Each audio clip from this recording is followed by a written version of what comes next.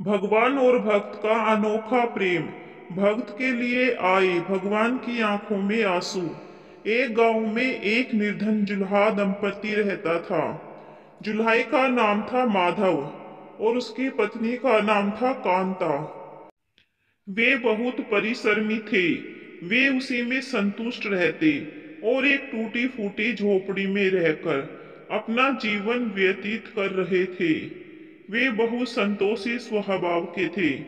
वह दोनों भगवान श्री कृष्ण के अनन्य भक्त थे।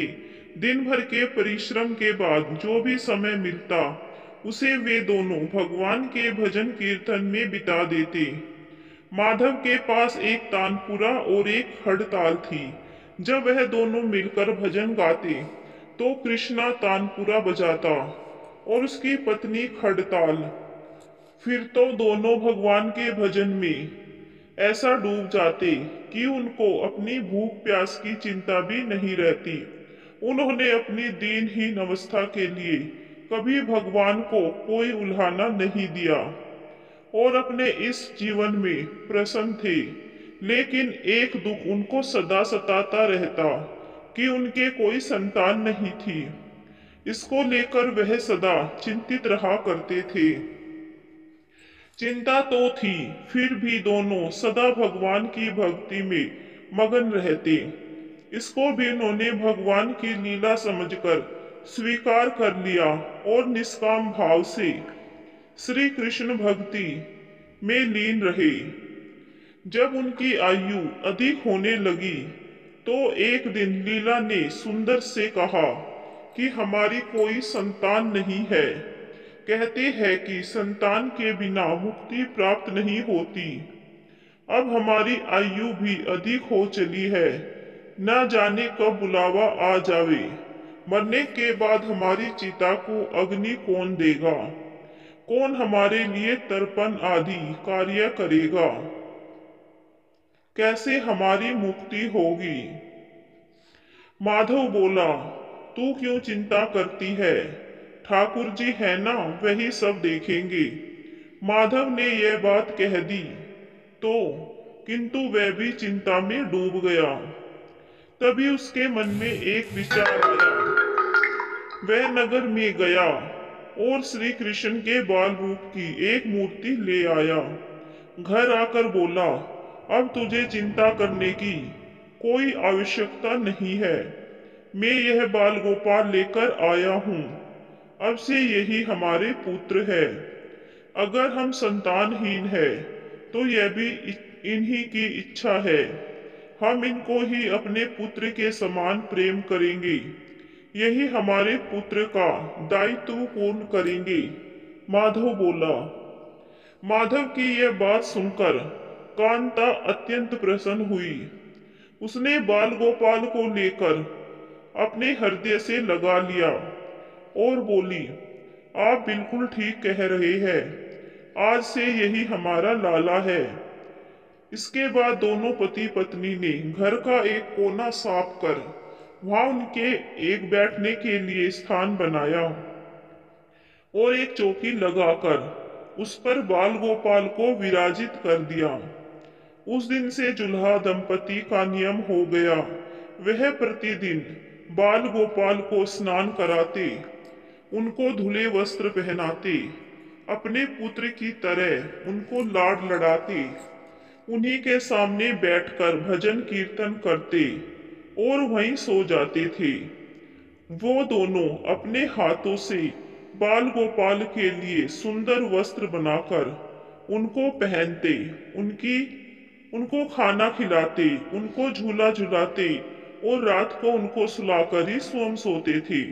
इन सब में उनको बड़ा आनंद आता। धीरे धीरे दोनों बाल गोपाल को अपनी संतान के समान ही प्रेम करने लगे। बाल कृष्णा अब उनके परिवार का हिस्सा बन गए थे।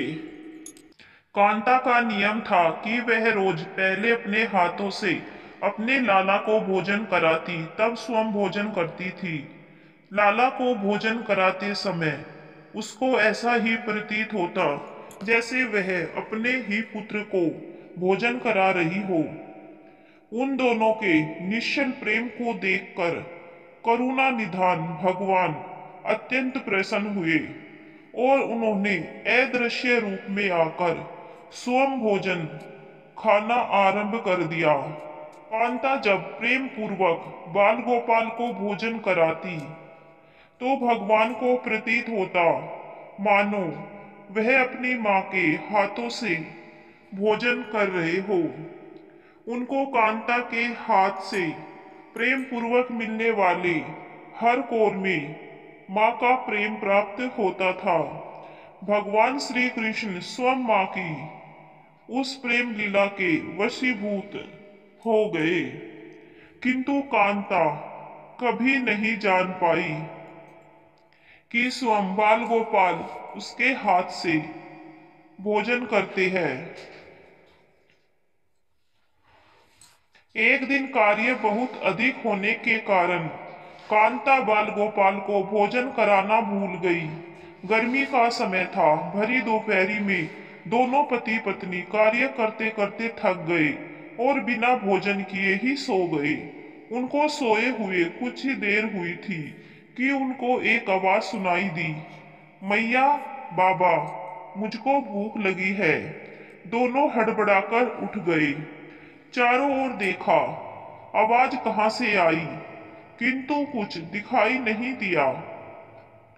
तभी अचानक लीला को याद आया कि आज उसने अपने लाला को भोजन नहीं कराया है।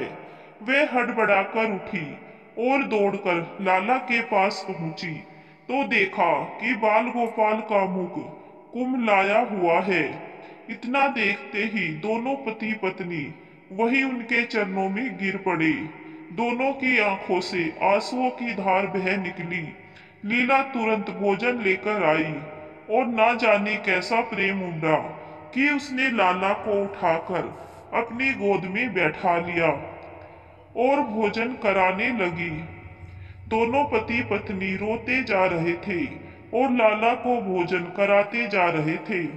साथ ही बार बार उनसे अपने द्वारा हुए अपराध के लिए क्षमा मांगते जा रहे थे। ऐसा प्रगाढ़ प्रेम देखकर भगवान अत्यंत द्रवित हुए और अंतर्यामी भगवान श्री हरि साक्षात रूप में प्रकट हो गए। भगवान ने अपने हाथों से अपने रोते हुए माता पिता की आंखों से आंसू पोंछे और बोले, प्रिय भक्त, मैं तुम्हारी भक्ति और प्रेम से अत्यंत प्रसन्न हूँ। तुम जो चाहो वर मांग लो, मैं तुम्हारी प्रत्येक इच्छा पूर्ण करूंगा। इतना सुनते ही दोनों भगवान के चरणों में गिर पड़े और बोले, दया निधान, आप हमसे प्रसन्न है और स्वयं हमारे सम्मुख उपस्थित है। इसी से हमारा जीवन धन्य हो गया। इससे अधिक हमें और क्या चाहिए। इससे अधिक किसी भी वस्तु का भला क्या महत्व हो सकता है। आपकी कृपा हम पर बनी रहे, बस इतनी कृपा करना। श्री हरि बोले, यदि तुम चाहो तो मैं तुम्हारे जीवन में संतान के अभाव को समाप्त कर तुम्हें एक सुंदर संतान प्रदान करूं। यह सुनते ही माधव और कांता एकदम व्याकुल होकर बोले, नहीं भगवान, हमको संतान नहीं चाहिए। उत्तर सुनकर भगवान ने पूछा, किंतु क्यों? अपने जीवन में संतान की कमी को पूर्ण करने के लिए ही तो तुम मुझको अपने घर लेकर आए थे। यह सुनकर वह दोनों बोले, प्रभु, हमको भय है कि यदि हमको संतान प्राप्त हो गई तो हमारा मोह उस संतान के प्रति बढ़ जाएगा और हम अब आपकी सेवा नहीं कर पाएंगे। उनका प्रेम और भक्ति से भरा उत्तर सुनकर करुणा निधान भगवान करुणा से भर उठे।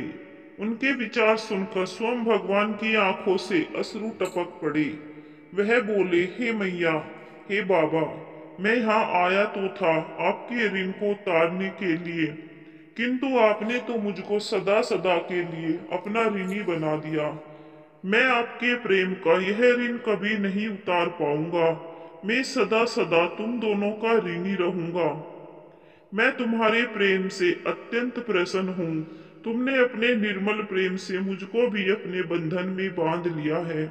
मैं तुम्हें वचन देता हूँ कि आज से मैं तुम्हारे पुत्र के रूप में तुम्हारे समस्त कार्य पूर्ण करूंगा। तुम्हें कभी संतान का अभाव नहीं होने दूंगा। तुम ये तो जानते ही हो कि मेरा वचन कभी असत्य नहीं होता। ऐसा कहकर भक्त वत्सल भगवान बाल गोपाल की प्रतिमा में विलीन हो गए। उसी दिन से माधव और कांता का जीवन बिल्कुल ही बदल गया। उन्होंने सारा काम धंधा छोड़ दिया और सारा दिन बाल गोपाल के भजन कीर्तन और उनकी सेवा में व्यतीत करने लगे। भजन करते हुए उनको न भूख सताती न प्यास लगती थी। उन्होंने सभी प्रकार की इच्छाओं का पूर्ण रूप से त्याग कर दिया।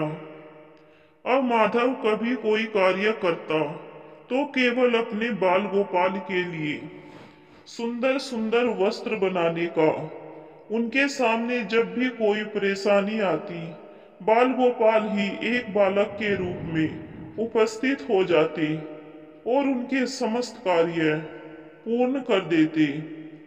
वह दंपति और बालक गांव भर में चर्चा का विषय बन गए, किंतु गांव में कोई भी यह नहीं जान पाया कि वह बालक कौन है, कहाँ से आता है और कहाँ चला जाता है। धीरे धीरे समय बीतने लगा। अब जुल्हाई दंपति बूढ़े हो चले थे, किंतु भगवान की कृपा उन पर बनी रही।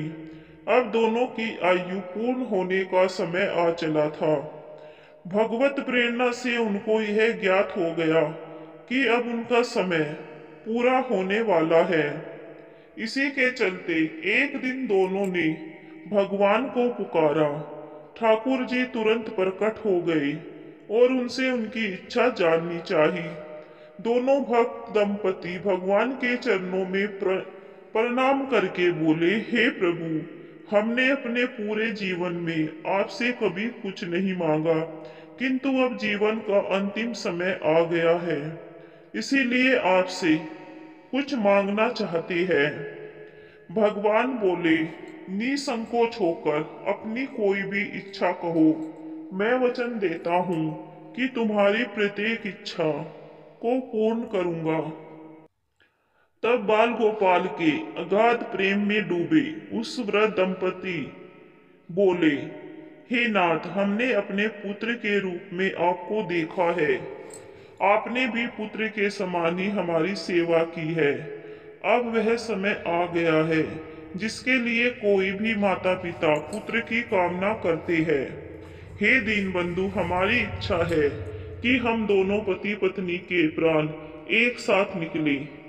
हे दया निधान, जिस प्रकार एक पुत्र अपने माता पिता की अंतिम क्रिया करता है और उनको मुक्ति प्रदान करता है, उसी प्रकार हे परमेश्वर, हमारी अंतिम क्रिया आप अपने हाथों से कर हमें मुक्ति प्रदान करें। श्री हरि ने दोनों को उनकी इच्छा पूर्ण करने का वचन दिया और बाल गोपाल के विग्रह में विलीन हो गए। अंत में वह दिन आ पहुंचा जब प्रत्येक जीव को यह शरीर छोड़ना पड़ता है। दोनों वृद्ध दंपति बीमार पड़ गए। उन दोनों की भक्ति की चर्चा गांव भर में थी, इसीलिए गांव के लोग उनका हाल जानने उनकी झोपड़ी के पास आ गए। किंतु उन दोनों का ध्यान तो श्री हरि में रम चुका था। उनको नहीं पता कि कौन आया है कौन नहीं। तभी अचानक एक चमत्कार हुआ। जुल्हाई की झोपड़ी एक तीव्र और अलौकिक प्रकाश से भर उठी। वहां उपस्थित समस्त लोगों की आंखें बंद हो गई। किसी को कुछ भी दिखाई नहीं पड़ रहा था। कुछ लोग तो झोपड़ी से बाहर आ गए, कुछ वहीं धरती पर बैठ गए। तभी श्री हरि अपने दिव्य चतुर्भुज रूप में प्रकट हुए। उनकी अप्रीतम शोभा समस्त सृष्टि को आलोकित करने वाली थी, जो वातावरण में एक दिव्य सुगंध भर गई। वे अपनी मंद मंद मुस्कान से अपने उन भक्त माता पिता की ओर देख रहे थे। उनका यह दिव्य रूप देखकर दोनों वृद्ध अत्यंत आनंदित और मंत्रमुग्ध हुए जा रहे थे। अपने दिव्य दर्शनों से दोनों को तृप्त करने के बाद करुणामयी लीलाधारी समस्त सृष्टि के पालनकर्ता श्री हरि वही उन दोनों के निकट धरती पर ही उनके सिरहाने बैठ गए। भगवान ने उन दोनों भक्तों का सर अपनी गोद में रख लिया, उनके शीश पर प्रेम पूर्वक अपना हाथ रखा। इसके बाद अपने हाथों से उनके नेत्र बंद कर दिए। इतना करते ही तत्काल दोनों के प्राण निकल गए, श्री हरि में विलीन हो गए। पंचभूतों से बना शरीर पंचभूतों में विलीन हो गया। कुछ समय बाद जब यह दिव्य प्रकाश का लोप हुआ तो सभी उपस्थित ग्रामीणों ने देखा कि वहां न तो माधव था और ना ही कांता थी और ना ही बाल गोपाल। बचे थे तो मात्र कुछ फूल जो धरती पर पड़े थे और एक दिव्य सुगंध जो वातावरण में चारों ओर फैली थी। विस्मित ग्रामीणों ने श्रद्धा से उस धरती को नमन किया। उन पुष्पों को उठाकर ग्रामवासियों ने शीश से लगाया तथा माधव और कांता की भक्ति और गोविंद के नाम का गुणगान करते हुए चल दिए। उन पुष्पों को श्री गंगा जी में विसर्जित करने के लिए। सच्चा भक्त वह है जो एक क्षण के लिए भी भक्ति से विमुख नहीं होता, अर्थात जिसका चित्त ईश्वर में अखंड बना रहता है, वही सच्चा भक्त है कहलाता है। सरल शब्दों में कहे तो भक्ति के अंतिम चरण का अनुभव करने वाले को ही भक्त कहते हैं। जय जय श्री राधे, जय श्री कृष्णा।